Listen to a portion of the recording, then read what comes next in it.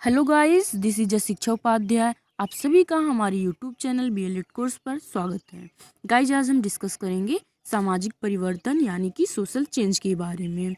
ये B.El.Ed first year के third paper का वो टॉपिक है। पेपर थर्ड है लैंग्वेज एंड सोशल साइंस। तो सोशल साइंस में सोशियोलॉजी है, उसी में इसके पहले था सोशल मोबिलिटी, अब इसमें हम देख रहे हैं सोशल चेंज है। जैसे कि कोविड-19 आज पूरे विश्व को चपेट में ले लिया है, जिससे स्कूल, कॉलेज और यूनिवर्सिटी बाकी संस्थाएं बंद हैं और हमारी पढ़ाई भी ठप हो गई है। अपनी पढ़ाई को कंटिन्यू करने के लिए एक ही माध्यम है, वो है ऑनलाइन स्टडी, ऑनलाइन टीचिंग। तो इसी को ध्यान में रखकर हम ऑनलाइन पढ़ाई शुरू करे हैं। आप लोग भी हमारा सहयोग करिए, पढ़िए, ज्ञानवर्धन कीजिए, ताकि आप लोग अच्छा स्कोर कर सकें, अच्छा ज्ञान अर्जित कर सकें और आपकी पढ़ाई बिल्कुल ना रुक पाए। तो यहाँ हम देख पा रहे हैं सामाजिक परिवर्तन, इसी के बारे में डिस्कस करना है।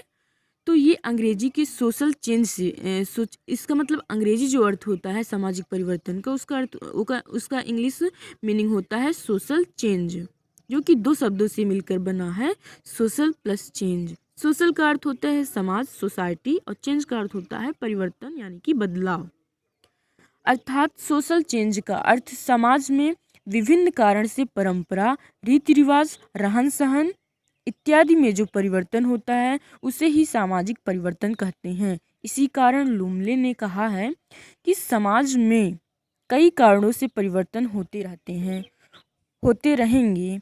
वास्तव में यदि देखा जाए तो परिवर्तन ही समाज को जीवित रखने का साधन है, यानी प्रकृति का नियम ही है परिवर्तन, चेंज।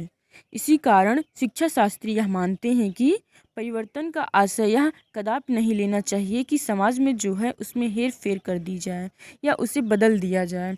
वास्तव में परिवर्तन तो वह है जो समाज में प्रगति लाए। परिवर्तन एक निरंतर होने वाली आवश्यक प्रक्रिया है। अगर परिवर्तन होता रहेगा तभी हमारा समाज जीवित रह पाएगा और एक अच्छे तरीके से वह निर्वाह हो पाएगा। अब हम सोशल चेंज से रिलेटेड परिभाषाएं यानी डिफिनीशंस देख लेंगे विभिन्न समाजशास्त्रियों या शिक्षाविदों के अनुसार। तो यम गिन्सबर्ग के अनुसार है, सामाजिक परिवर्तन से आशय है सामाजिक संरचना में परिवर्तन लाना। एग्जाम्पल के स्वरूप समाज के आकार एवं उसके संगठन के विभिन्न भागों में संतुलन आने से। अब इसके बाद हम देखेंगे किंग्सले और डेविस के अनुसार। इनके अनुसार है कि सामाजिक संरचना और उसके कार्यों में होने वाले परिवर्तन को सामाजिक परिवर्तन कहते हैं। अब फिर इसके बाद हम देख लेते हैं जॉन्स के अकॉर्डिंग, सामाजिक परिवर्तन से अभिप्राय है समाज के किसी भी पहलू जैसे सामाजिक प्रक्रिया, सामाजिक प्रारूप, सामाजिक अंतःक्रिया या सामाजिक संगठन में बदलाव या सुधार आना। ओटावे, सामाजिक परिवर्तन सामाजिक अंतःक्रिया के परिणाम स्वरूप होता है और साथ ही उनका कहना है कि प्रमुख रूप से यह अंतःक्रिया दो कारकों से होती है। वो दो कारक हैं, प्राविधिक आविष्कारक प्रविधियां, और सेकंड है समाज के लक्ष्य और मूल्य। फिर यहाँ है कि सामाजिक परिवर्तन के कारक, यानी कि सामाजिक परिवर्तन के कौन कौन से कारक हैं जो प्रभावित करते हैं। सांस्कृतिक कारक है, भौगोलिक कारक भी है, असामयिक कारक, वैज्ञानिक कारक, प्राविधिक कारक, मनोवैज्ञानिक कारक, जनसंख्यात्मक कारक, वातावरण संबंधी कारक। ये सभी कारक मिलकर सामाजिक परिवर्तन लाते हैं। अब इसके बाद हम देखते हैं कि सामाजिक परिवर्तन के रीजन क्या है, कारण क्या है। किसी समाज में जो परिवर्तन आता है वह प्राणियों की आवश्यकताओं के कारण ही आता है, यानी जो चीज़ हमें ज़रूरत होती है फिर हम खोज करते हैं, फिर उसी के अकॉर्डिंग हमारे समाज में या सोसाइटी में परिवर्तन हो जाता है सुविधा के अनुसार, फिर उसका हम फॉलो करते चले जाते हैं। अगर वो हमारे बाकी भावी जीवन के लिए लाभप्रद है तो उसे हम अपनाएंगे और नहीं, वरना छोड़ देंगे, त्याग देंगे। फिर एच रुग एवं डब्ल्यू विथर्स के अनुसार कहा गया है, मतलब निम्नलिखित कारण बताए गए हैं। उनमें से फर्स्ट रीजन है, जैसे ही सामूहिक, सांस्कृतिक व व्यक्तिगत सांस्कृतिक वातावरण के आंतरिक व बाह्य ढांचे में परिवर्तन आता है तब समाज में भी परिवर्तन आ जाता है। समाज में परिवर्तन या तो विचारों में अथवा विषय वस्तु में परिवर्तन के कारण होता है।